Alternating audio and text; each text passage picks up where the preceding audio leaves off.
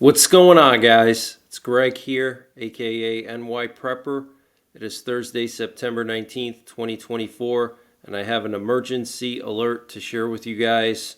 Right now, it is 10:24 Eastern Time in the United States, and I'm still in Poland filming this update for you guys. I will be back this Saturday, the 21st, so just wanted to give you an update on my status. Wanted to just update you on the situation in the Middle East and Eastern Europe. So 2 days ago, we had that major event take place in Lebanon where Israel detonated thousands of pagers used by Hezbollah. Apparently, over 4,000 Hezbollah operatives were injured and hundreds were seriously injured. So, according to Axios, a former Israeli official with knowledge of the operation said Israeli intelligence services planned to use the booby-trapped pagers it managed to plant in Hezbollah's ranks as a surprise opening blow in an all-out war to try to cripple Hezbollah. But in recent days, Israeli leaders became concerned that Hezbollah might discover the pagers. Israeli Prime Minister Benjamin Netanyahu, his top ministers, and the heads of the Israeli Defense Forces and the intelligence agencies decided to use the system now rather than take the risk of it being detected by Hezbollah, a U.S. official said. Okay, so this pager attack was meant to be the beginning stages of a full-scale war against Hezbollah, and I still think that's going to happen. It could happen any day now. We did have U.S. nuclear forces on high alert yesterday. There were some very long nuclear attack options that were broadcasted to U.S. nuclear forces. We also had several B-52 nuclear bombers airborne over the continental United States. Here you can see one flying over northeastern Texas, and another one was looping in the panhandle of Texas. And we also had several nuclear war command and control planes up in the air yesterday. We had 3 of them in the air.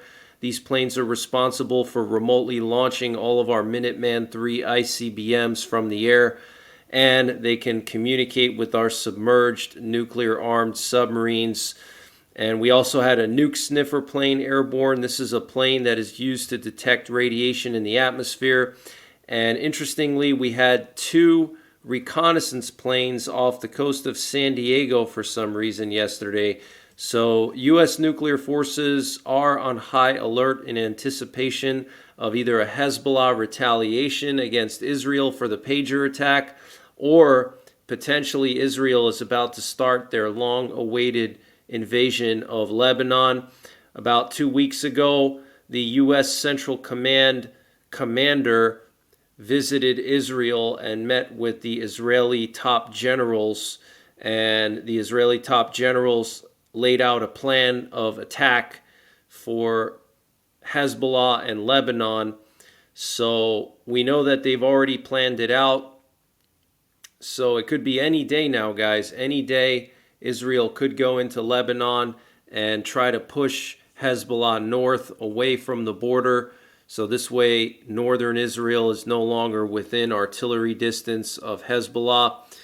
And more than 30 members and leaders of Hezbollah were killed in the past 24 hours following cyber attacks carried out by Israel inside of Lebanon. And the Turkish Foreign Minister Hakan Fidan said that there is a possibility that we will witness a regional war. Israel must stop this madness. The escalation in the region is concerning, and we have reached a point where Iran, Hezbollah, and their allies have no choice but to respond. So Turkey basically calling out Israel, criticizing Israel, and the Russian Foreign Ministry released a statement on the pager attack saying, quote, "The attack on communications devices in Lebanon is a comprehensive act of war and aims to provoke a major war in the region." So Russia siding with Hezbollah, basically. And an agreement on strategic cooperation between Iran and Russia will be signed during the Iranian president's visit to Russia in the coming days.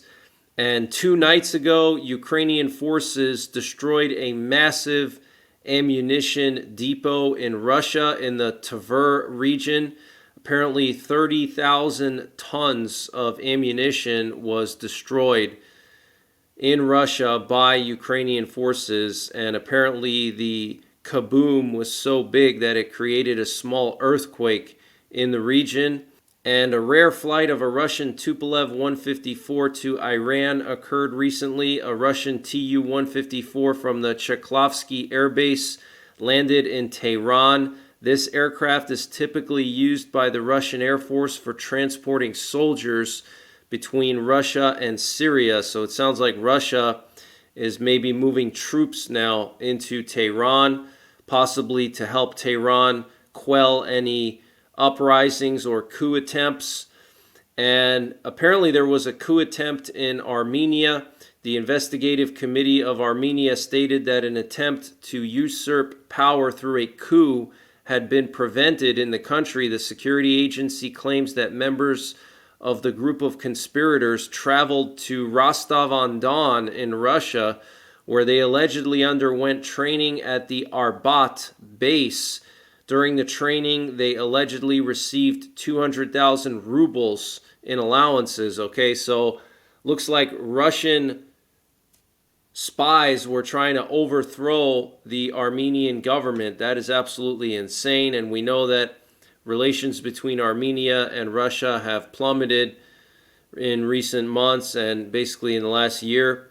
Want to just show you guys some more flight paths. So here we have a P-8 Poseidon sub-hunter that was active off the coast of Florida yesterday. Looks like the U.S. is still on the hunt for Red October.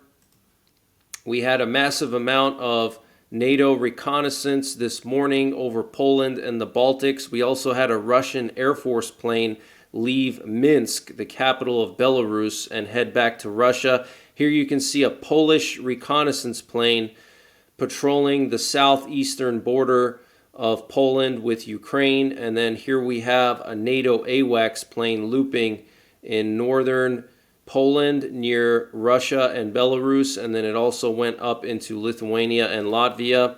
We also had another U.S. reconnaissance plane fly up to the Russian nuclear-armed submarine base in Murmansk. And this is the Kola Peninsula here, and Russia has recently scheduled rocket firings in this area here in the Barents Sea and in the Kara Sea near Novaya Zemlya. And there was a spike in radiation reported here near northern Norway, so it's possible that Russia is going to be testing their Burevestnik nuclear-powered cruise missile in the coming days. But we've been seeing a lot of U.S. reconnaissance planes, high-priority reconnaissance planes, flying up here to Murmansk. This is where Russia has 2/3 of their nuclear-armed submarines. Okay, so the U.S. is trying to see what Russia's nuclear posture is like by counting the number of subs that are in port. Typically during peacetime, you have about half of the nuclear-armed subs in port and the other half on patrol. The reason why half are in port and half are on patrol is that these subs need continuous maintenance and resupply for the crew. So they're always at some stage of maintenance or resupply. They constantly have to rotate these subs. But if all of the subs are out on patrol, that's obviously a bad sign. Here we have some more reconnaissance in Europe. You can see a sub-hunter, a P-8 Poseidon, that was flying really low near the Danish Straits, near northwestern Poland. There was also a NATO AWACS plane in northern Germany.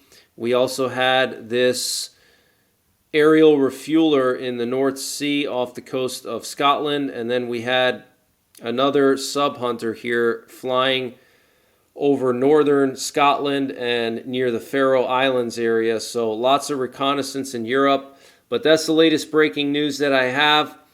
I will be monitoring the situation in Lebanon. It does appear that Israel is on the verge of going after Hezbollah, And it also looks like Ukraine is about to conduct those deep strikes in Russia.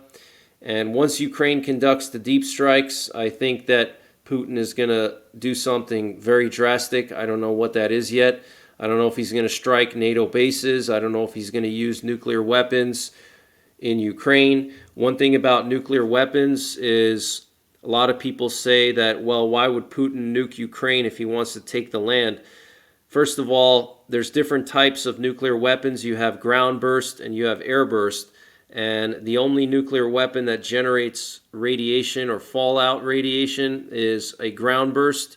And Putin could just use air bursted nuclear weapons. In other words, the warhead detonates about a mile above the target. And because of that, the fireball doesn't touch anything. The fireball stays in the air and doesn't create any fallout, okay? So he could just use airburst warheads over, let's say, Kiev or Kharkiv or Odessa, whatever, and that won't generate any radiation, any fallout radiation. And even if he did use a ground burst, which is the kind that generates fallout radiation, it's not permanent unless it's a salted nuclear warhead like a cobalt bomb. Okay, and he's not going to use a cobalt bomb on Ukraine because it's right next to Russia. But even if he used ground bursts, the radiation would subside after a couple of weeks. Okay, so I don't think Putin really cares about radiation, especially if he uses air bursts. But that's it for now, guys. I might be back later on tonight with another update. And until the next time, take care, God bless, and don't forget the 3 P's. Prepare, practice, and persevere. And before I continue with the breaking news, I just wanted to mention the sponsor for this update, which is My Patriot Supply.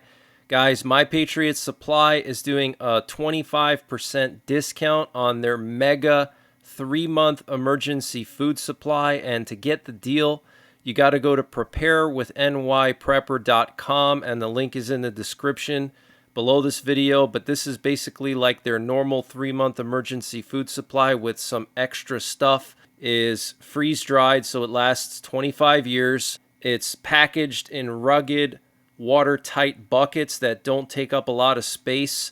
So it's just a no-brainer. So use the link preparewithNYPrepper.com to get 25% off of the My Patriot Supply Mega 3-month emergency food supply.